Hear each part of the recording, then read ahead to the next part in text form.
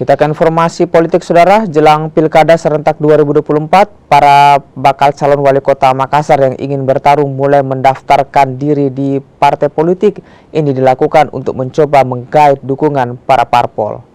Salah satu parpol yang mulai membuka pendaftaran penjaringan kepala daerah adalah PDI Perjuangan Kota Makassar.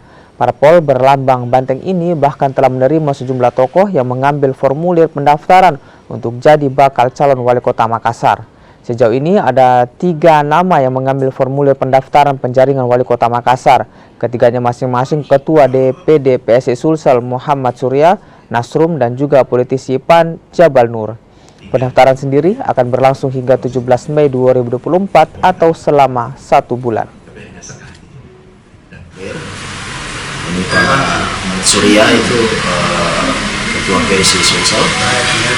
Kemudian salah satu birokrat dari Disperindak Kota Makassar, Pak Haji Nasrum.